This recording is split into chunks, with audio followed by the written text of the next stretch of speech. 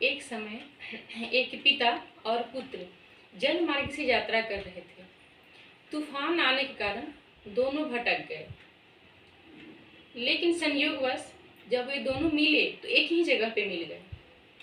बगल में टापू था, बाहर जाने का कहीं से कोई रास्ता दिखाई नहीं दे रहा था। वे दोनों वहां पर रुकने को विवश हो गए थे। कितना कोशिश किए कि वहां से बाहर चले जाएं, लेकिन सब असफल रहा।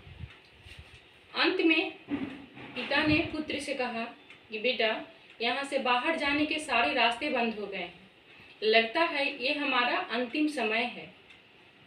पुत्र ने भी सहमति जताई। फिर पिता ने कहा, जब अंतिम समय आ ही गया है तो क्यों न हम ईश्वर का स्मरण कर लें, ईश्वर की प्रार्थना करें, उनकी भक्ति करें। पुत्र को यह बात अच्छी लगी। उसने कहा, हाँ पिताजी, आप सही ही कह रहे हैं। फिर क्या था, दोनों ने एक एक टापू ले लिया। एक टापू पर पुत्र बैठ गया और एक टापू पर उसका पिता बैठ गया। दोनों बैठ करके ईश्वर की प्रार्थना करने लगे, उनको स्मरण करने लगे, उनकी भक्ति करने लगे। अचानक से जब कुछ दिन हो गया तो पुत्र को बहुत तेज भूख लगी। फिर उसने भगवान से प्रार्थना की, हे प्रभु, मैं इस पर बैठकर आपको याद तो कर रहा हूँ, लेकिन मेरा मन नहीं लग रहा है, क्योंकि मुझे बहुत जोरों की भूख लगी है। काश ऐसा होता कि यहाँ पर इस टापू पर पेड़ पौधे निकल आते और उसके फल मूल को खा करके हम अपना जीवन यापन करते। इतना कहना था कि उस टापू पर पेड़ पौधे निकल आए, फल फूल लगे हुए। पुत्र को बड़ा आश्चर्य हुआ, वो बहुत प्रसन्न हो गया। पहले तो उसने जी भर के फल फूल खाया, पिता को भी खिलाया। फिर दोनों तपस्या करने लगे। तपस्या करते करते उसके मन में विचार आया कि एक बार जो मैंने मांगा वो तो मिल गया, दूसरी बार भी कोशिश की जाए।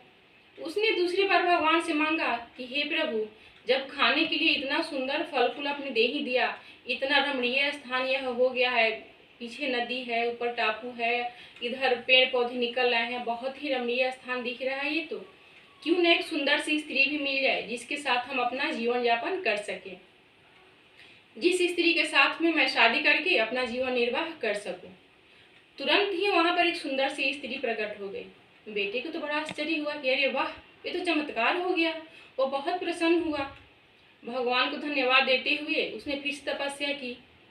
फिर उसके दिमाग में एक प्रश्न आ गया कि अरे, जब सारी प्रार्थनाएं सुनी ही जा रही हैं, सारी इच्छाएं पूरी हो ही रही हैं, तो फिर क्यों न भगवान से यहाँ से बाहर जाने का ही रास्ता मांग लिया जाए। उसने तुरंत भगवान से कहा कि हे प्रभु, जब आप मेरी प्रार्थनाएं सुन ही रहे हैं तो एक नाव भेज दीजिए जिस पर चढ़ करके मैं इस नदी को पार कर जाऊं और अपना जीवन जी सकूं। तुरंत ही वहां पर एक नाव प्रकट हो गई।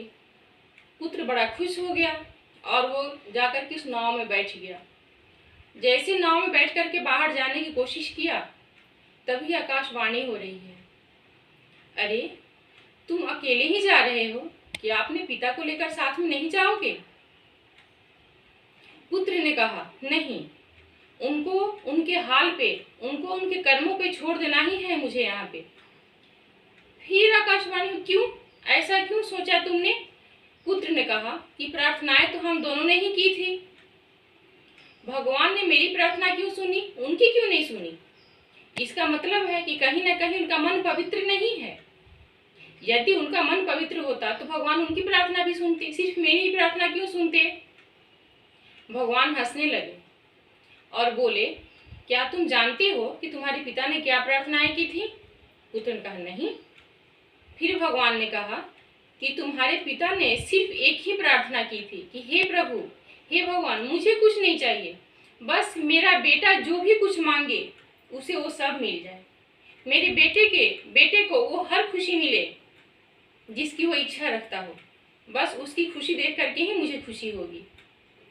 पुत्र वहां पे बहुत शर्मसार हो जाता है और फिर अपने पिता से माफी मांगता है। इस कहानी का सार यही है कि अगर हम कुछ अर्जित कर ले रहे हैं तो हमको ये नहीं समझना चाहिए कि अरे वाह, हम तो बहुत बड़े बाहुबली हैं, सब कुछ मैंने अपने बल पे हासिल किया है, ये सब कुछ मेरे हाथ का खेल है, सब कुछ मेरे दिमाग का खेल है। नहीं, कहीं ना कहीं इसमें माँ बाप का आशीर्वाद और उनकी दुआएं भी सम्मिलित होती हैं।